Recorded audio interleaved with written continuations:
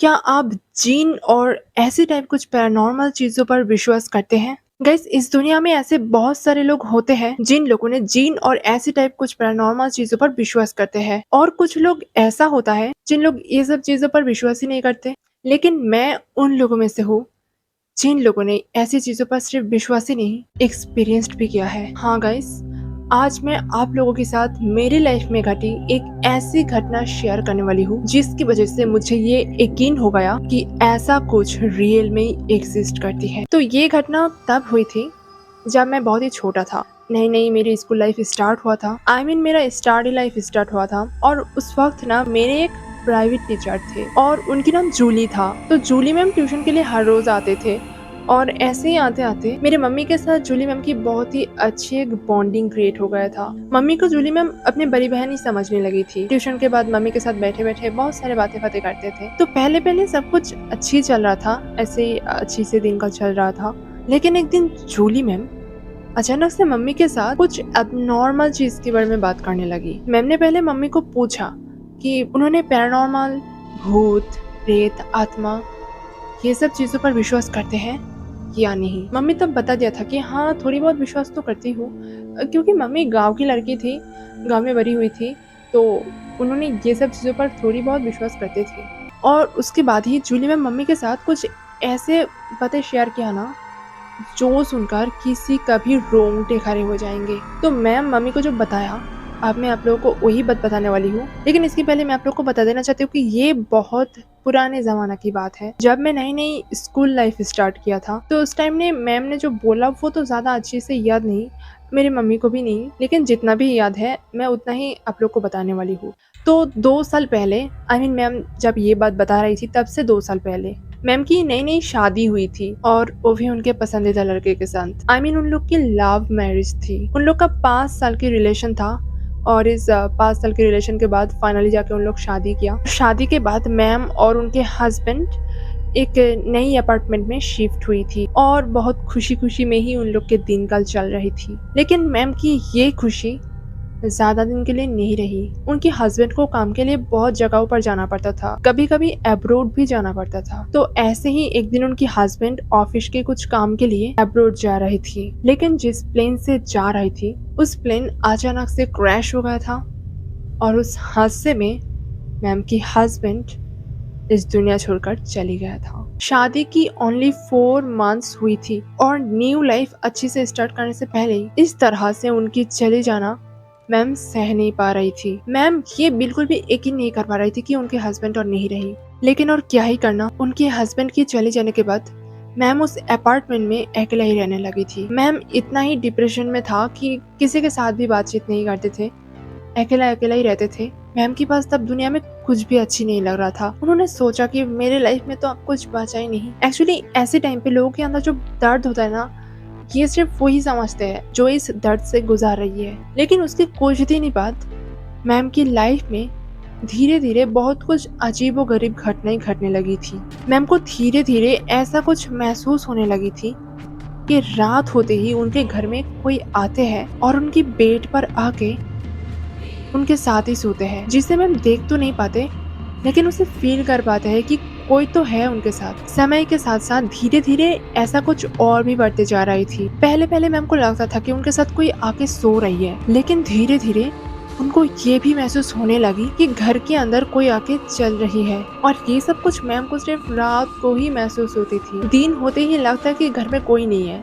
लेकिन रात होते ही उसे ऐसा फील होता है कि घर के अंदर कोई आया है। मैम उस वक्त बहुत ही डिप्रेशन में था, इसीलिए ये सब चीजों पर ज्यादा ध्यान नहीं देते। लेकिन धीरे धीरे उस एग्जिस्टेंस का फील बढ़ते ही जा रही थी। रूम के अंदर एक चेयर था, और मैम की हस्बैंड उस चेयर में हमेशा बैठी थी। तो मैम को ऐसा भी कुछ फील होने लगी थी कि उस चेयर में कोई बैठा हुआ है। तो रात होते ही मैम को ये सब कुछ महसूस होने लगी कि चेयर में कोई बैठा हुआ है, सोफा में कोई बैठा हुआ है, उनके साथ कोई सो रहे हैं। इवन ये सब इतना ही बढ़ गई थी कि एक बार मैम रात में सो रही थी, और अचानक से मैम को नींद खुल जाती है, और मैम देखता है कि उनका हस्बैंड उस चेयर में बैठा हुआ है, और बैठे बैठे उनको चाय बनाने के लिए बोल रहा है। लेकिन पता नहीं मैम को उस वक्त क्या हो गया था, मैम ये भूल गया था कि उनका हस्बैंड और इस दुनिया में नहीं है। मैम चुपचाप जाके चाय बना के ले आते हैं, और रूम में आते ही देखता है कि रूम में कोई नहीं है, और तब जाके मैम को होश आया कि उनका हस्बैंड तो नहीं है, तो कौन चाय बनाने के लिए बोला। गाइस ये बात सुन के हमें भी पहले लगा था कि शायद ये सब मैम की कोई फैम होगा, लेकिन जूली मैम बहुत बहुत कॉन्फिडेंस के साथ बता रही थी कि सच में ही ऐसा कुछ देखा था। ये सब कोई फैम नहीं है और कोई सपना भी नहीं है, सच में उनके हस्बैंड को देखा था, वो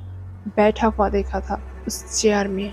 तो जब जूली मैम ये सब बात मम्मी को बता रही थी ना, तब मम्मी ने मैम को बहुत ही समझाने की कोशिश किया कि ये सब कुछ भी नहीं होते, शायद वो उनके हस्बैंड को ज्यादा ही मिस करते हैं, इसीलिए उसे ऐसा लगते हैं। लेकिन मैम किसी का भी बात नहीं सुनने वाला। मैम को लगता कि नहीं, मैं सच में उसे देखा था मेरे रूम में, वो आया था मेरे पास। तो उसके बाद मैम ने क्या किया पता है, लेकिन इसकी पहले थोड़ी बताना चाहती हूँ कि मेरे एक क्लासमेट था जिसका नाम था शीला। जूली मैम उस शीला को भी प्राइवेट पढ़ाते थे।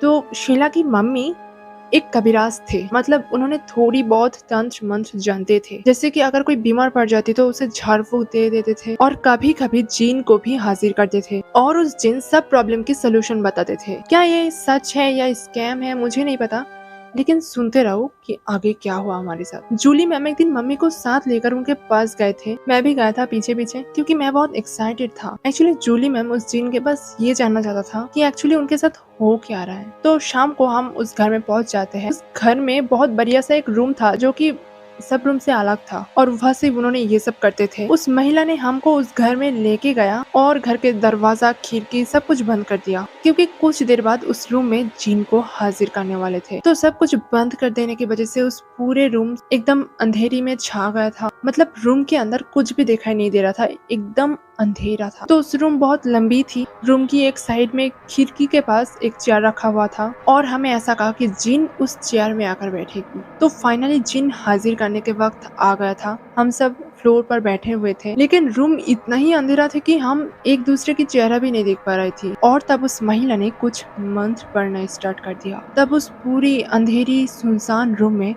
सिर्फ उनके मंत्र पढ़ने की आवाज सुनाई दे रही थी। लेकिन कुछ देर बाद अचानक से उस आवाज भी रुक जाते हैं। मतलब तब पूरी रूम में ना कुछ सुनाई दे रही थी और ना कुछ दिखाई दे रही थी। और उस टाइम अचानक से रूम के दरवाजा बहुत जोर से खुल जाते हैं और किसी ने उस डोर के पास रखा हुआ उस चेयर में आकर बैठ जाते हैं। बाहर भी बहुत अंधेरा था, इसीलिए दरवाजा खुलने के बाद भी हमें कुछ दिखाई नहीं दे रही थी। लेकिन ये समझने के लिए हमें ज्यादा देर नहीं हुई कि घर में जिन हाजिर हो गया है। और तब उस जिन ने अपने पहले शब्द ये बोली, अस्सलामुअलैकुम वरहमतुल्लाहि वबरकातुहू। मतलब एक बहुत बढ़िया सा सलाम देते हैं। सच बताओ तो उस जिन की जो आवाज था ना, वो एकदम बिल्ली की तरह था। अगर कोई बिल्ली इंसान की तरह बात करेगी तो सुनने में जैसा लगेगा ना, उस जिन का आवाज कुछ उस टाइप के थे। तो उसके बाद जूली मैम जाकर उस चेयर के पास, उस जिन के पास जाकर बैठती है। उस जिन जूली मैम के साथ कुछ बातें करी थी, लेकिन क्या करी थी हमें सुनाई नहीं दे रही थी, क्योंकि रूम बहुत लंबी थी और वो लोग बहुत